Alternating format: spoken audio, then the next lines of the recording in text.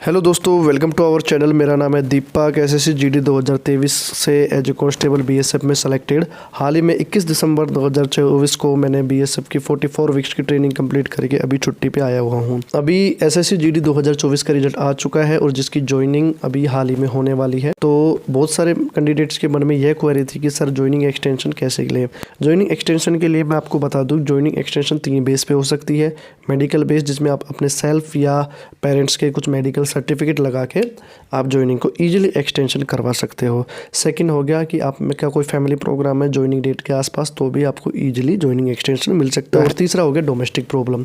आपको joining extension 6 महीने तक ईजिली मिल सकता है, ईजिली मिल जाएगा। 6 महीने के बाद 6 महीने से ज़्यादा अगर आप ज्वाइनिंग एक्सटेंशन लेना चाहोगे उसमें थोड़ी प्रॉब्लम आती है, लेकिन 6 महीने तक का ज्वाइनिंग एक्सटेंशन आपको ईजिली मिल सकता है। आपको कैसे क्या लेना है, आप बाय मेल भी कर सकते हो। जिस फ्रंटियर हेडक्वार्टर को आपको मेल करना होता है। फ्रंटियर हेडक्वार्टर कौन सा होगा, जो आपको ज्वाइनिंग लेटर इशू करेगा। तो जो आपको ज्वाइनिंग लेटर इशू करेगा उसको आप बाय मेल भी कर सकते हो, बाय स्पीड पोस्ट भी। आप इन 3 बेस पे कोई से भी अपने सर्टिफिकेट भेज के ज्वाइनिंग एक्सटेंशन करवा सकते हो। अब मैंने कैसे लिया था वो मैं आपको स्टेप बाय स्टेप बताता हूँ। हेलो दोस्तों, अब वो आप मेरे मोबाइल की स्क्रीन पर, इसमें मैंने सब्जेक्ट में लिखा था टू एक्सटेंड ज्वाइनिंग डेट, और ये आपको उसी फ्रंटियर हेडक्वार्टर को भेजना है जहाँ से आपका ज्वाइनिंग लेटर इशू होगा। स्पीड पोस्ट भी आप करोगे और आप बाय मेल भी भेज सकते हो। बाय मेल, स्पीड पोस्ट मैंने दोनों किया था, ठीक है। तो मैंने मेल क्या किया था वो मैं आपको बताता हूँ, ठीक है।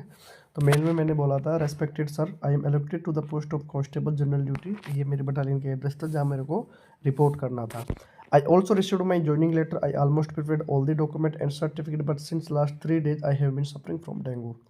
I went to hospital for checkup and doctor suggested me for 28 days bed rest to recover. So I cannot join before 28 days. Medical certificate is also enclosed here for your further reference. So I humbly requested you to extend my joining date for at least 28 days. Thank you. ये मेरी personal detail थी। इसके बाद मैंने क्या क्या document attach किए थे, इसके साथ क्या क्या डॉक्यूमेंट भेजे थे वो भी मैं आपको बताता हूँ, ठीक है सर। ये सबसे पहले था मेरा ज्वाइनिंग लेटर, ठीक है। ज्वाइनिंग लेटर के बाद में ये था, एक डेंगू रिपोर्ट थी। डेंगू रिपोर्ट के बाद में ये एक सीबीसी रिपोर्ट थी। सीबीसी रिपोर्ट होगी, डेंगू रिपोर्ट होगी।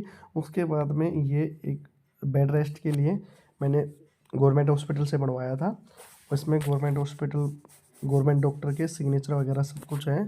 और एक जो मेरी दवा वगैरह चली थी, जो भी मेरा ये ट्रीटमेंट चला था, तो ये 5 मैंने भेजा था। और इसी के साथ जो मैंने बाई स्पीड पोस्ट भेजा था, स्पीड पोस्ट मैंने एक एप्लीकेशन लिखी थी।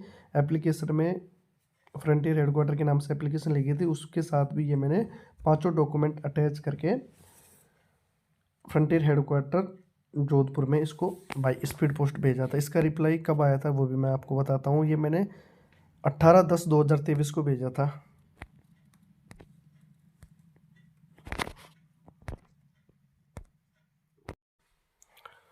और 4 नवंबर को ये मेरे को रिप्लाई आया था। 4 नवंबर को रिप्लाई में मेरे को ये डॉक्यूमेंट आया था, जो मैं आपको अभी ओपन करके बताता हूँ। ये 4 तारीख को आया था। 4 तारीख को मेरे पास मेल आया था। तो इसमें आपको रिप्लाई था, इसमें आया था, it is inform you that your request for extension of joining date appointment in BSF considered by competent authority sympathetically and granted 1 month extension. तो इजीली आपको 3 से 4 या 6 महीने का एक्सटेंशन ईजिली मिल सकता है। डोमेस्टिक प्रॉब्लम से मिल सकता है, या पेरेंट के मेडिकल सर्टिफिकेट लगा दो तो भी मिल सकता है। 6 महीने तक का ईजिली मिल जाता है। जो मेरे साथ में ट्रेनिंग की थी उसने 3-3 4-4 महीने का ज्वाइनिंग एक्सटेंशन लिया था। और उसके बाद में कोई ऐसी प्रॉब्लम नहीं होती कि उनका मेडिकल होगा या ऐसा कुछ नहीं होता। जैसा बाकियों का होता है वैसे एक नॉर्मल प्रोसेस होती है और आपको ज्वाइन करवा लिया जाता है। तो ये डरने वाली ऐसी कोई बात नहीं है कि आपको दोबारा मेडिकल होगा या फिर कुछ अलग आपके साथ प्रोसेस होगी, कुछ नहीं होता। अगर आपका सिलेक्शन हो गया तो आप पर्टिकुलरली किसी भी फोर्स में हुआ, आप उस फोर्स के आप पार्ट बन चुके हो, आप एक्सटेंशन ले सकते हो।